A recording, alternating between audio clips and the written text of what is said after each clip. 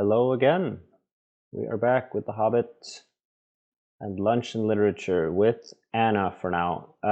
We have been gone for a good week or more, maybe, because partly Anna was very difficult, I have to say, last week. And then we welcomed a new member to the family. Alex has arrived. So eventually, I guess this will be literature and lunch with Anna and Alex. But for now, he is a bit too dependent on his mother for his lunch. So he is with her for now. And it's just me and Anna still. Anna is eating a pasty, unsweetened butter dough hot pocket thing. Yes. You like it? I think so. It's like a hot pocket butter dough thing filled with meat and onion. Traditional mid-western dish, or so I've heard. And as for the Hobbit Bilbo, he's still in the Goblin Cavern, held prisoner along with his dwarf companions, being held prisoner by the goblins. There in the shadows, on a large flat stone, sat a tremendous goblin with a huge head, and armed goblins were standing around him, carrying the axes and the bent swords that they use. Now, goblins are cruel, wicked, and bad-hearted. They make no beautiful things, but they make many clever ones. They can tunnel and mine as well as any but the most skilled dwarves when they take the trouble, though they are usually untidy and dirty.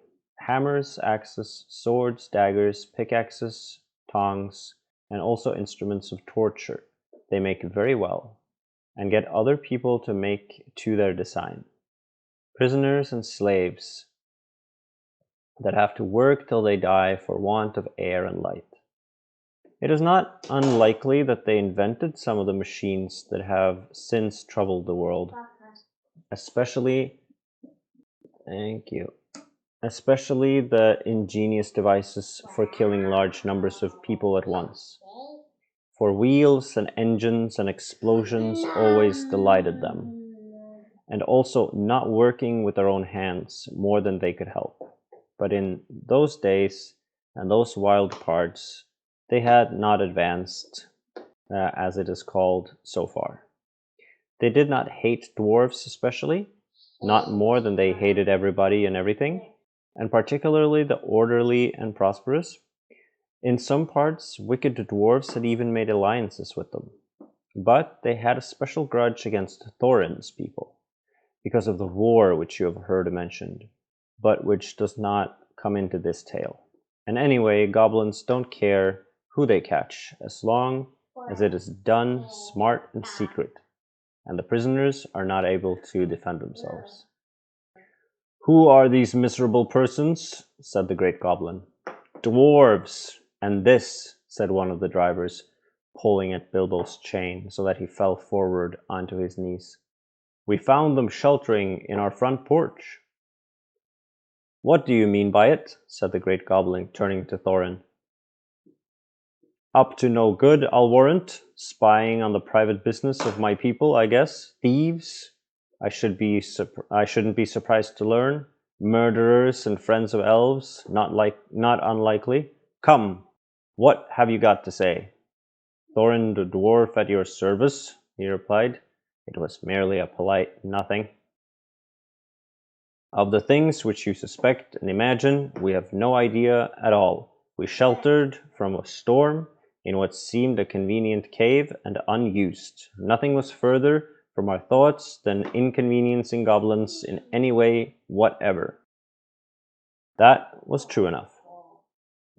Said the great goblin. "So you say. Might I ask what you were doing up in the mountains at all, and where you were coming from, and where you were going to? In fact, I should like to know all about you." "Not that it will do you much good, Thorin Oakenshield. I know too much about your folk already. But let's have the truth, or I will prepare something particularly uncomfortable for you. We were on a journey to visit our relatives, our nephews and nieces, and first, second, and third cousins, and the other descendants of our grandfathers, who live on the east side of these truly hospitable mountains, said Thorin, not quite knowing what to say all at once in a moment, when obviously the exact truth would not do at all. He is a liar, O truly tremendous one, said one of the drivers. Several of our people were struck by lightning in the cave, when we invited these creatures to come below, and they are as dead as stones. As he has not explained this, he has not explained this, he held out the sword which Thorin had worn, the sword which came from the troll's lair. The great goblin gave a truly awful howl of rage when he looked at it, and all his soldiers gnashed their teeth, clashed their shields, and stamped. They knew the sword at once. It had killed hundreds of goblins in its time, when the fair elves of Gondolin hunted them in the hills or did battle before their walls. They had called it Orcrist, goblin cleaver, but the goblins called it simply biter. They hated it, and hated worse anyone that carried it. Murderers and elf friends, the great goblin shouted. Slash them, bash them, bite them, gnash them. Take them away to dark holes full of snakes, and never let them see the light again.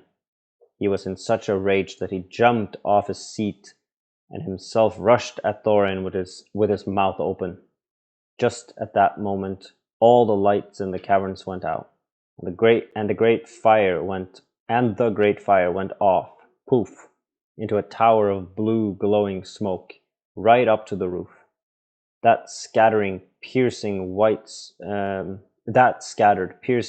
sparks all among the goblins.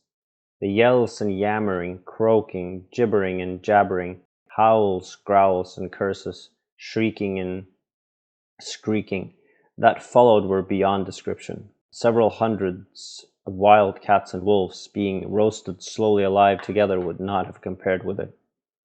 The sparks were burning holes in the goblins, and the smoke that now fell from the roof made the air too thick for even their eyes to see through. Soon they were falling over one another and rolling in heaps on the floor, biting and kicking and fighting as if they had all gone mad. Suddenly a sword flashed in its own light. Bilbo saw it, going right through the great goblin. As he stood dumbfounded in the middle of his rage, he fell dead, and the goblin soldiers fled before the sword, shrieking into the darkness. The sword went back into its sheath. "Follow me quickly," said a voice, fierce and quiet, and before Bilbo understood what had happened, he was trotting along again as fast as he could trot at the end of the line, down more dark passages, with the yells of the goblin hall growing fainter behind him. A pale light was leading them on. "Quicker, quicker," said the voice. "The torches will soon be relit." Half a minute, said Dory, who was at the back next to Bilbo, and a decent fellow. He made the hobbit scramble on his shoulders as best he could with his tied hands, and then off they all went at a run, with a clink of chains and many a stumble, since they had no hands to steady themselves with. Not for a long while did they stop, and by the time they must have been right down at the very mountain's heart. Then Gandalf lit up his wand. Of course it was Gandalf. But just then they were too busy to ask how he had gotten there. He took out his sword again, and again it flashed in the dark by itself. It burned with a rage that made it gleam if goblins were about. Now it was bright as blue flame for delight in the killing of the great lord of the cave. It made no trouble whatsoever of cutting through the goblin chains and setting all the prisoners free as quickly as possible. This sword's name was Glamdring, the foe hammer, if you remember. The goblins just called it the beater.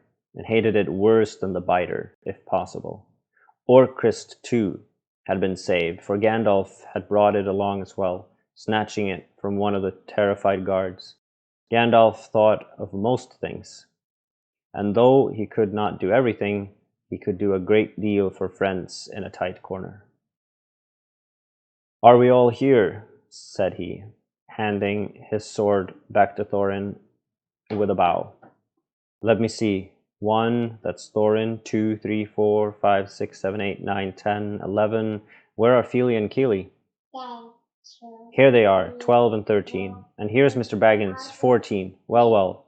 It might be worse, and then again, it might be a good deal better. No ponies, and no food, and no knowing quite where we are, and hordes of angry goblins just behind. On we go." On they went. Gandalf was quite right. They began to hear goblin noises and horrible cries far behind in the passages they had come through. That sent them on faster than ever, and as poor Bilbo could not possibly go half as fast, for dwarfs can roll along at a tremendous pace, I can tell you, when they have to. They took it in turn to carry him on their backs. Still, goblins go faster than dwarfs, and these goblins knew the way better. They had made the paths themselves, and were madly angry. So that do what they could, the dwarves heard the cries and howls getting closer and closer. Soon they could hear even the flap of the goblin feet, many, many feet, which seemed only just around the last corner. The blink of red torches could be seen behind them in the tunnel they were following, and they were getting deadly tired. "Why, oh why did I ever leave my hobbit hole?" said poor Mr. Baggins, bumping up and down on Bumber's back. "Why, oh why did I ever bring a wretched little hobbit on a treasure hunt?" said poor Bumber, who was fat and staggered along with the sweat dropping down his nose on in his heat and terror. At this point Gandalf fell behind, and Thorin with him. They turned a sharp corner. "About turn!" he shouted. "Draw your sword, Thorin." There was nothing else to be done, and the goblins did not like it. They came scurrying around the corner in full cry, and found Goblin Cleaver and Foe Hammer shining cold and bright, right in their astonished eyes. The ones in front dropped their torches and gave one yell before they were killed. The ones behind fell still more and leaped back, knocking over those that were running after them. "Biter and beater!" they shrieked, and soon they were all in confusion, and most of them were hustling back the way they had come. It was quite a long while before any of them dared to turn that corner. By the time the dwarfs had gone on again, a long, long way on into the dark tunnels of the goblins' realm. When the goblins discovered that, they put out their torches and they slipped on soft shoes. They chose out their very quickest runners with the sharpest eyes and ears.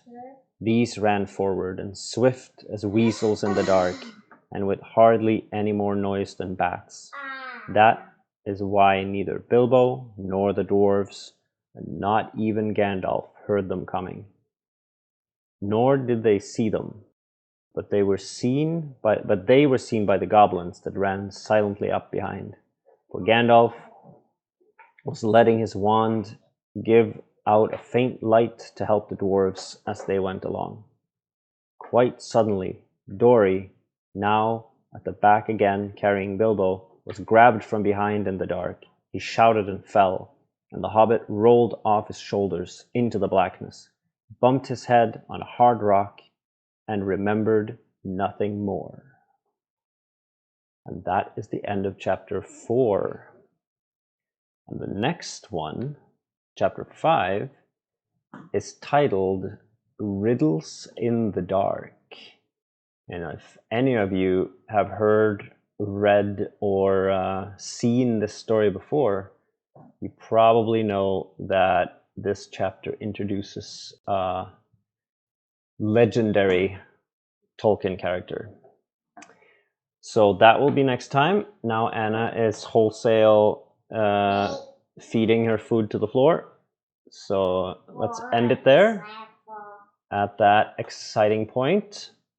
And I will see you later. I don't know exactly when. Things are a bit unusual here these days, but hopefully in not too long. Say bye-bye, Nanner. Bye. You want to say bye? Bye. Yep. Bye.